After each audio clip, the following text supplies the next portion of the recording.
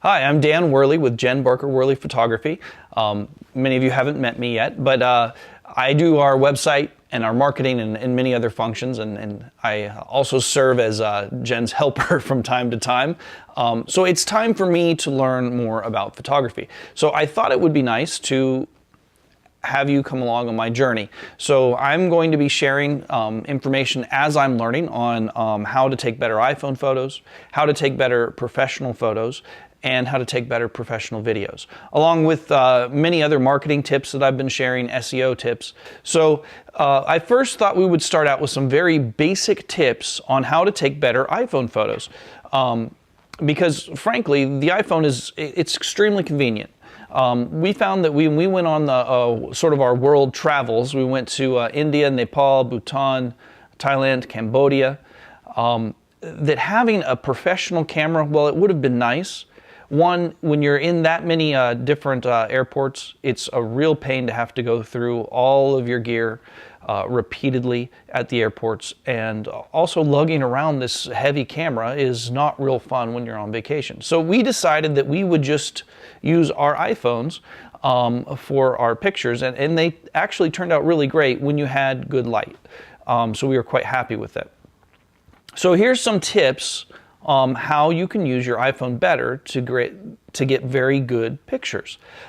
First, you need to be able to get your camera out quick, right? So that you don't miss the shot. So of course, one nifty feature, and I'll put this on the side, is when you first open up, you don't have to just go for the icon for the camera.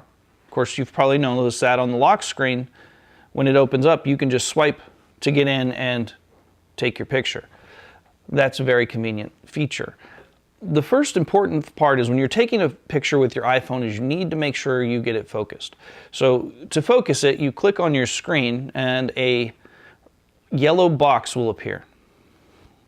Now, the problem with this yellow box sometimes, if you move it, it'll disappear and refocus somewhere else. So we'll show you how to fix that. So you want to focus it on your subject that you want to be in focus, and then the next step would be to choose the exposure. So like right now, if I didn't choose my exposure, my background is a little bit too hot. So I can lower the exposure down and I get a nice picture right there. Let's focus on the camera. And then there's a nice balance for my exposure. Now, I move it like this, and the box moves.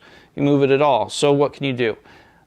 Here's a nice little tip. You set your exposure to how you want it, and then hold this for a few seconds, and then see up here you have an option that says AE/AF lock. And you lock it, unless you do that, but once you get adept at it, it's pretty easy. And then you hit the lock button, and it will lock it right in there. So you can move and it won't refocus. It'll just stay focused right on the spot where you want it. And then after you get your exposure set, and it is locked. Okay. So the next step then, we have our focus, we have our exposure set correctly. Really, to have a good photograph, the composition is really our most important part. So there's a feature on your iPhone where you can put a grid, which follows the rules of thirds, which makes your pictures more appealing. And if you keep the subject in that grid along those lines, your photos will turn out more interesting and appealing to the eye. So I'll show you how to do that. To add this grid, you just go into Settings, Camera, and then once you find that, there's the button here for Grid. And then now you have a grid that appears, and then you can take a photo and use this rule of thirds, just like that.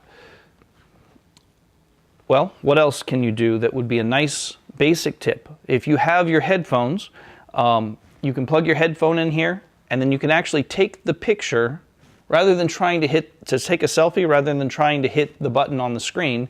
You can just hit the button on the headphone and it'll take the picture for you. So that's what I had for you today. No doubt you noticed that throughout the video, I had a lot of glare in my glasses. Now that's very distracting. So that's a tip that we're going to talk about in the future and try to keep the glare out of the glasses in future videos. Now, you could just remove the glasses, wear contacts perhaps if you need that. But there are ways to remove glare from glasses and some tips that we'll talk about. Now, of course, what we had today were very basic tips, right? And we're going to get more and more in depth with photography tips as this series continues. I'd like to thank everyone for watching. Have a great day.